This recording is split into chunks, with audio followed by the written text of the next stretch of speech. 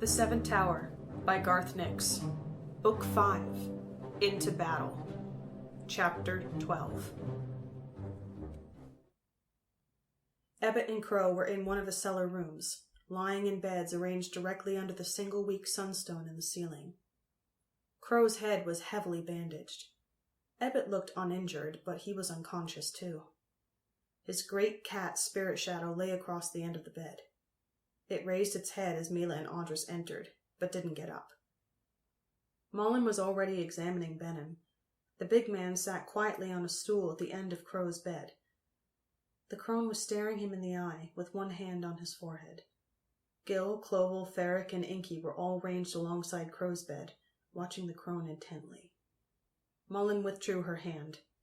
Benham smiled and turned back to look at Crow. "He has gone too deep," said Malen. "I think that he might be brought back, but I do not have the skill for it. Perhaps when one of the crone mothers comes, or one of the others who knows more healing than I do." "What about Crow?" asked Milla. She wanted to talk to him about Tal, and also to ask his advice about attacking the castle. Crow had spent many years making plans to defeat the Chosen. He would have useful knowledge. "I haven't looked at him yet," said Malen. She walked to the head of Crow's bed and bent down to listen to his chest. Then she took the pulse at his neck and lifted one eyelid. The other free folk continued to follow her every move, obviously fascinated. "Who bandaged him?" she asked. "I need to remove it." "Jono," said Gil. "He knows the most healing. He did light magic on the cuts on Crow's head, and that stopped the bleeding. But he hasn't woken up." Malen nodded thoughtfully. She started to unwind the bandage, but stopped as Benham got up from his stool, obviously distressed at what she was doing to his brother. "I need to see," Malen said to him. She looked him in the eye and repeated her words. Whether he understood them or not, Benham was calmed and sat back down. Malen undid the last of the bandages, revealing a nasty, puckered, and very new scar across the top of Crow's forehead. It was partially healed, but looked red and inflamed. Milla had seen wounds like that before. Usually people died of them if the crones didn't arrive in time. Malen peered closely at the cut. Milla looked too. She knew some healing light magic, but she didn't mention it. A head wound was a crone's business, not for someone with only a basic understanding of sunstone healing. "I will need to clean and treat this," Malen said. "I have some of the medicines I need with me, but I will require boiled water and kriegi." "Boiled water's easy," replied Clovel. "What are kriegi?" "Ah, little white grubs that eat meat," replied Malen. "Do you know of them?" "Maggots," said a voice from the next bed. "Twisty little beggars. Try the composting tunnels at the southern end of Underfolk 5. Everyone looked across. It was Ebbet who had spoken. Everyone but Malen knew his voice. But he still lay there, apparently asleep. "Ebbet," said Milla. One of Ebbet's eyes opened a fraction. The pupil moved until it was looking straight at Milla. "Nice crown," said Ebbet. "Interesting fingernail. Where did you get that?" "The Heatways," said Milla. "The same skeleton that had the sunstone you split for Tal and me. Are you all right?" "Weary," said Ebbet. He shut his eye and opened the other one. "Stonkered. Worn out. Too old for emergency light magic."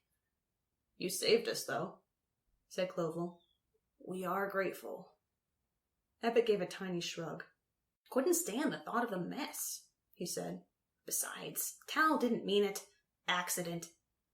"Inky told me that Crow threw his knife at Tal," said Milla. "Do you know what happened to him?" "Knife missed," said Ebbet. "Should have had a fork as well. Maybe a spoon. Whole set." Milla was used to Ebbet and his unique way of talking. She continued her questions. "Do you know where Tal is now? Audrus says Adris has gone back to Einir. Could Tal have gone too?" "Maybe," said Ebbet. "He had the red keystone. Should have brought it to me. Then again, he probably thinks I got squashed. Who knows where the cave roach goes? Ask Crow when your charming companion has opened his head. Should use healing magic, but too tired." Get Lokar to do it properly this time. Anyone seen the codex? Everyone shook their heads. Malen looked at Milla, obviously thinking that the old man was sick and raving. Milla whispered that Ebbet was always like that. I have, added Ebbet. Then he rolled over, closed both eyes firmly, and refused to answer anyone else's questions. Gil went to get hot water while Malen removed a small case of Reska hide from under her light furs.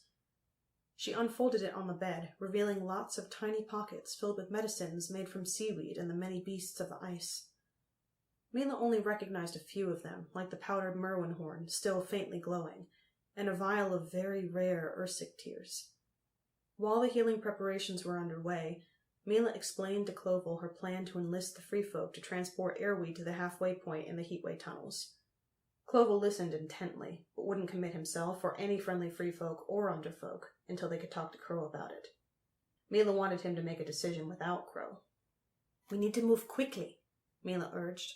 Right now, all the Chosen are in Einir, their bodies sleeping above us. If I can bring enough ice cars equipped with shadow bags and other such weapons into the castle, we can capture or destroy the spirit shadows that guard them before the Chosen can come back from Einir. A surprise attack will mean there is less damage to the castle, and fewer people will die, including underfolk. Just think what a full-scale battle would mean to your people, even if they're trying to stay out of the way. And when we have won, she added, your help will ensure that all underfolk are treated properly. Icecutters are always faithful to sworn allies. Crow is the leader, Clovel answered uncomfortably. I think we should help Milla, said Varric. He glanced anxiously at Crow. The Icecurls will come anyway. Best we be friends from the start. What's that? Gil asked, as she staggered back in with a huge crystal tub of hot water, her face red from the steam rolling off it and the effort. She put the water down next to the bed. I found some old biscuits, too, she added, taking a handful out of her pocket to put on the bed. A whole lot of maggots fell out onto the blanket. Are those Criggy? Malen nodded and herded the squirming maggots into a neat pile, ready for use. Then she dropped some medicines into the pot of steaming water and stirred it with her knife. When the blade came out, it was bright purple. Everyone except Milla looked the other way as the crone began to cut.